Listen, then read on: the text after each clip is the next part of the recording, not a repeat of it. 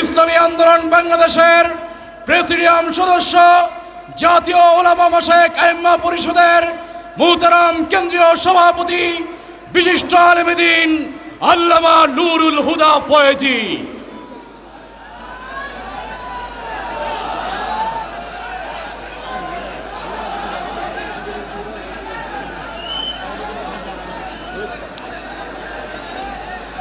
السلام عليكم ورحمة الله.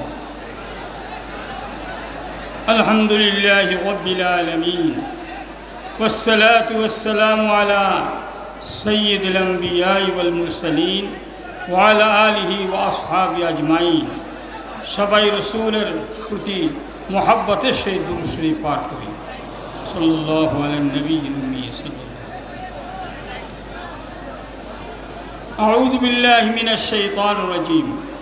بسم الله الرحمن الرحيم. وما رميت إذ رميت ولكن الله رمى.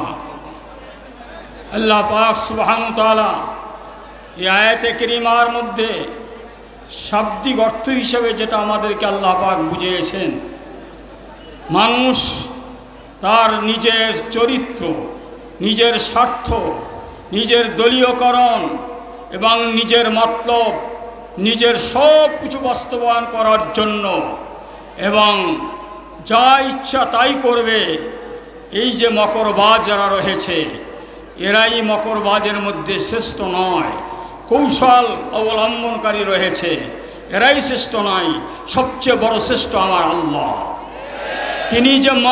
তিনি যে কৌশল অবলম্বন করেছেন, আজ আমরা তারা বাস্তবে দেখতেছি। ভাবতেও পারিনি যে আজকার এই মূর্তি, আজকার এই বিরাট বিরাট সাইনবোর্ড যা এতদিন করেছিল, আজকার যা কিছু করেছিল, মুহূর্তের মধ্যে তা বিনাশ হয়ে গেছে, ধুলে সাদ হয়ে গেছে।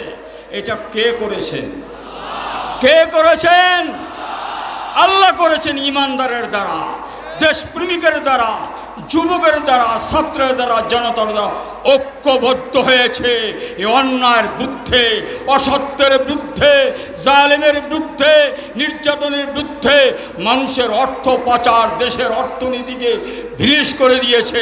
এদের বিরুদ্ধে যখন ঐক্যবদ্ধ হয়েছে, অনেক কিছু বলা হয়েছিল, অনেক কিছু হবে, কিন্তু দেখা গেল আল্লাহ পাক অল্প সময়ের মধ্যে পরিষ্কার করে দিয়েছে।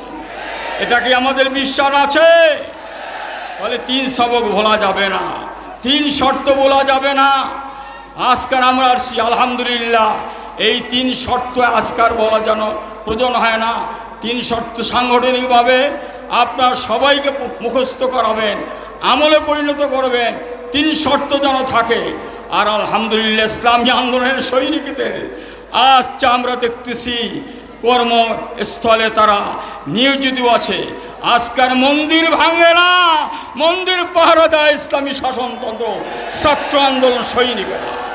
এটা শিখিয়েছেন শায়খ রহমতুল্লাহ আলাই, বর্তমান আমিরুল মুজাহিদিন। আজকার আলহামদুলিল্লাহ ধান খেতে যান, পাট খেতে যান, যেখানে মানুষের সমস্যা সেখানে ইসলামী আন্দোলন আছে।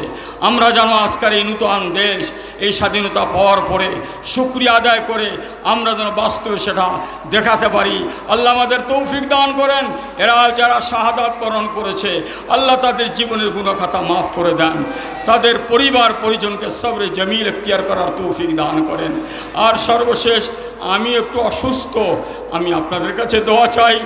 আজকার যারা এখানে ছিলেন, আমাদের বেলায়েত ভাই দুনিয়ার থেকে চলে গেছেন, আমাদের সেই এটিএম হেমায়েত চিকিৎসালয় থেকে দৌড় দিয়ে মাঠে আইসা দোয়া চাইতে চাইতে চলে গেছেন। এভাবে আমরা যাব, কিন্তু আমরা যাওয়া বড় কথা না, আপনাদেরকে এত সুন্দর একটা দৃশ্য অবস্থান দেখে আল্লাহ যে যাওয়ার তৌফিক দিতেছে, এটাই হচ্ছে সবচেয়ে বড় কথা। আল্লাহ আমাদের সকল অসুস্থ ভাইদেরকে সুস্থতা দান করেন, কর্মী ভাইদেরকে সুস্থতা দান করেন। শাহাদাত বরণকারীকে আল্লাহ পাক জান্নাতুল ফেরদাউস নসিব করেন।